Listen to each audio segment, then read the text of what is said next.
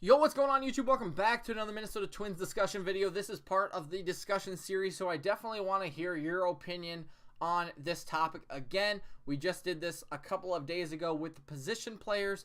We're doing it for the pitchers now, ranking every Minnesota Twins pitcher, not position player, for the month of May from worst to best.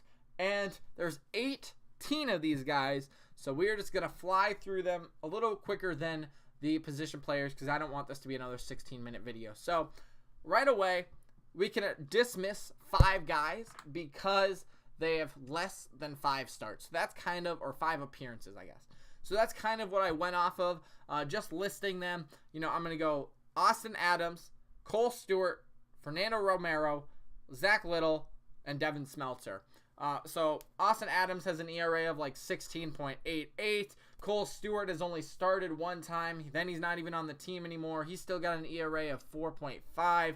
He did get us a win, granted, but just trying to fly through this. Romero, I didn't even know Romero pitched in the month of May. Kind of forgot about that. He's done well in his 3 games played. He only pitched 2 innings, but only gave up 2 hits, no earned runs. Same with Little. In his one appearance, he went 2 innings, no runs, no hits. And then Smeltzer, who has done very well in his one start. I thought I would put him at the top of the guys who don't qualify. I mean, in my little scenario here. Because he has done well. No ERA, no earned runs, 3 hits, 7 strikeouts, no walks. That's very good. And I've mentioned it before. I think he could easily be our 5th starter. I would like to see him be a 5th starter, working with Wes Johnson, taking Pineda's spot. Not that Pineda's been bad. He's actually done really well this month, but I just don't know how I feel about Pineda. And that's probably a little biased just because I've seen him pitch before, but he's done well. So we're going to go through it now. This was hard, okay? This was hard. Like I said, I want to hear your opinion and why, you think I'm right or wrong, where you list all these guys. So the easiest guy to put at the bottom of the barrel right now is Trevor Hildenberger. He's not on the team. He's got an ERA of 21.21. Very bad. 3.21 whip. Oh, that's not good. In 4.2 innings, he has allowed 15 hits, 11 earned runs, 1 home run. He's only struck out 3 guys. Not good. I mean, the reason he's above the rest of the guys is because I don't qualify them.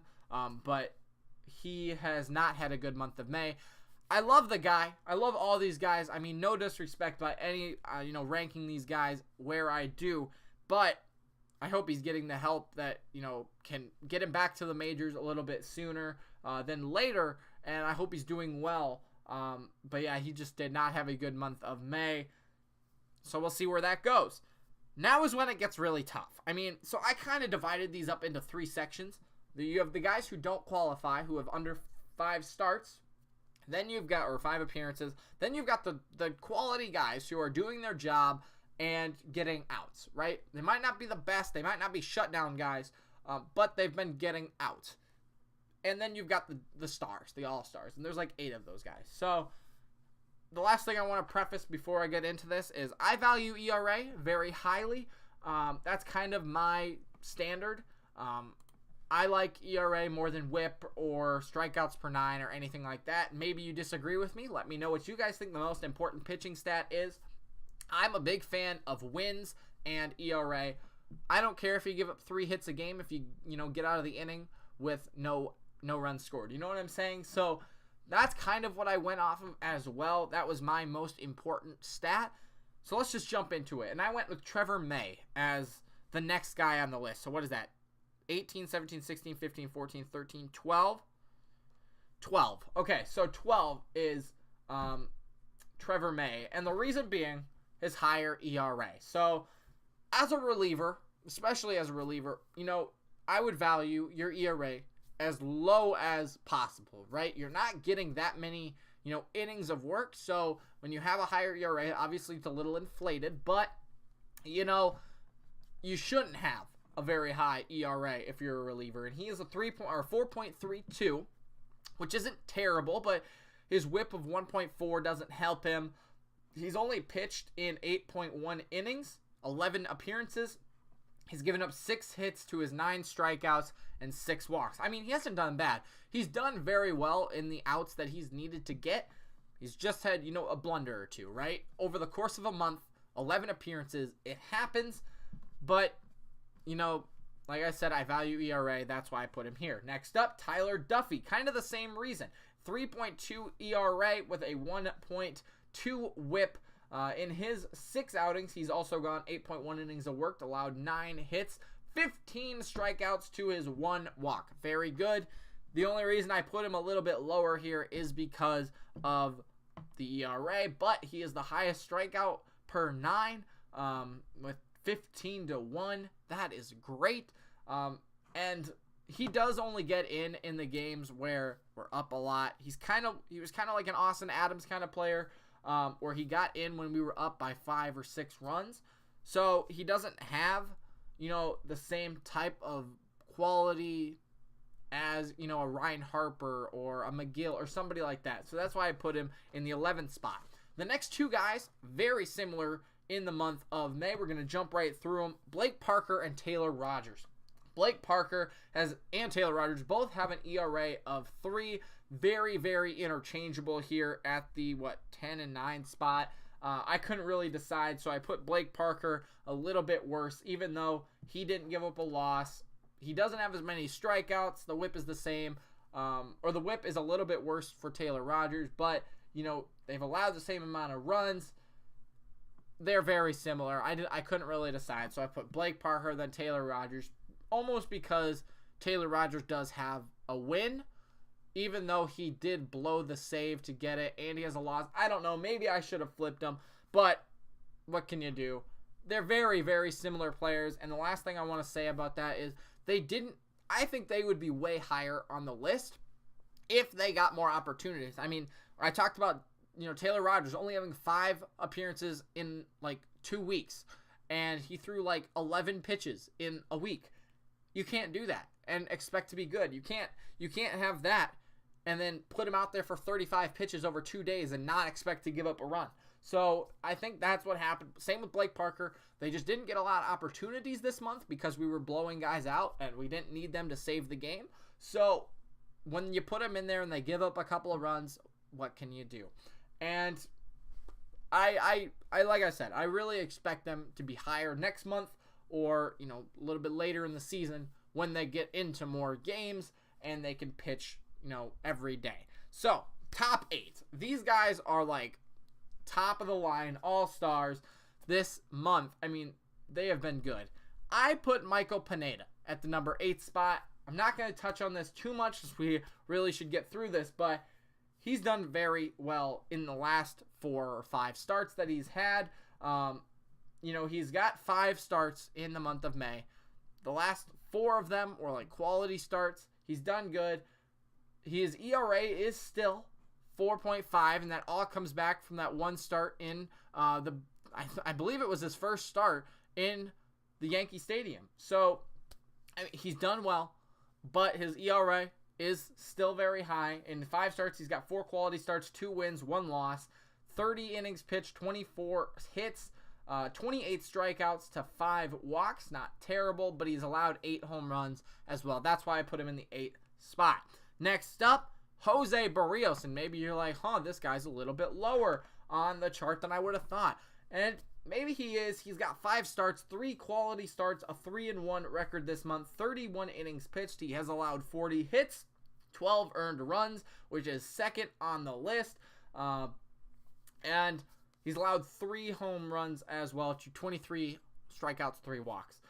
He's got an ERA of 3.48. Again, probably why he hasn't done well over the last...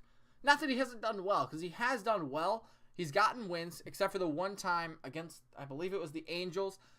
He's done well, and it just happens sometimes. His ERA gets a little bit inflated, especially over the course of a month and not a season. So his 3.48 ERA finds him 7th on the list. Next up, Kyle Gibson, number 6. Maybe, again, a little bit lower. He's been doing very well lately. In 5 games started, he is 2 quality starts, a 3-2 record, which is probably why I put him a little higher. He's done well. His ERA is 3.34. lower than everybody that I've mentioned so far. For starters, Pineda and Barrios.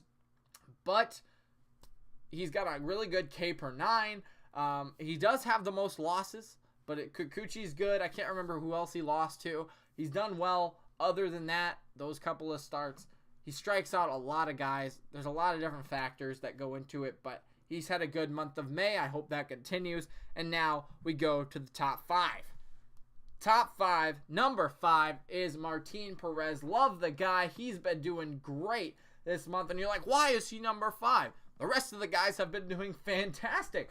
And this is like the super all-star. So, I mean, the top 8 were like good. This guy is like, these top guys are so good.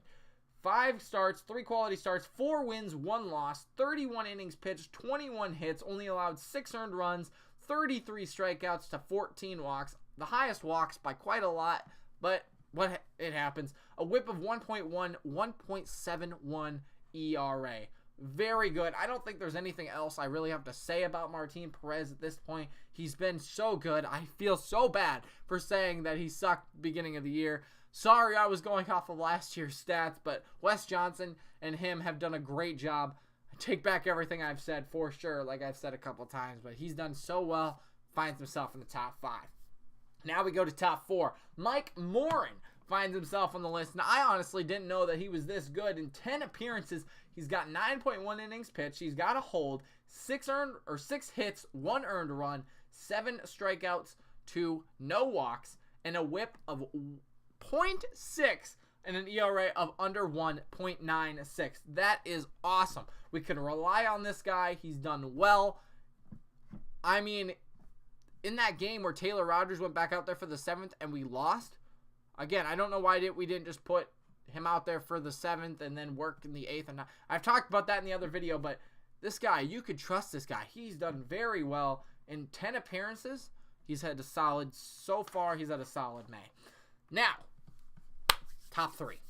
Matt Mcgill is next, and I mean, he's done well as well. I didn't know he did this well. So in 11 games played, he has a win. He got the win last Tuesday against the Brewers because Smeltzer didn't go, or it was tied when he left. So he got the win. He's got 10 innings pitched, 5 hits, and a 13 strikeout to 3 walks, 11.7 strikeout per 9. That's very good. A whip of 0.8, and then 1 big goose egg.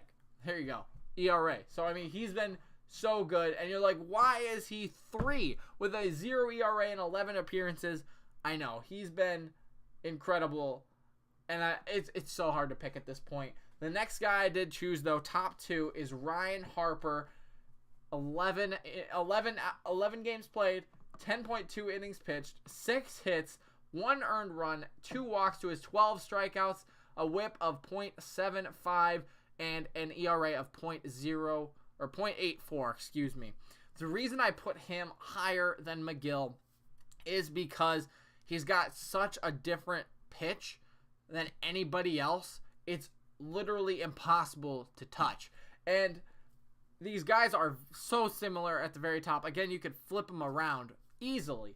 But the way that Ryan Harper pitches, he can come in at any time in the game and do well with 3 different curveballs and his fastball.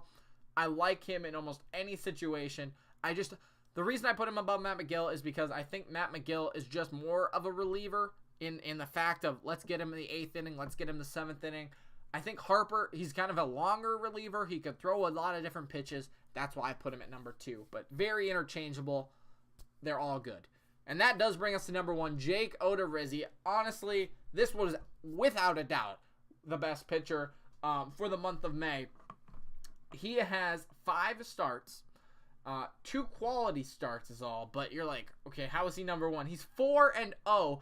29 innings pitched, 16 hits, 31 to 9 Ks and walks. He's only allowed 3 earned runs for a whip of 0.7 or 0.87 and an ERA under 1 at 0.94. That's incredible. I mean, talk about a Cy Young.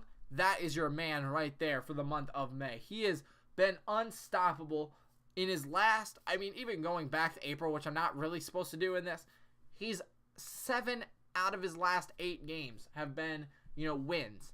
Every one of those games that he's pitched has been a win in those 8 games. He just didn't get the decision in one. So, this guy has been solid from the beginning of May. He's beaten some tough teams.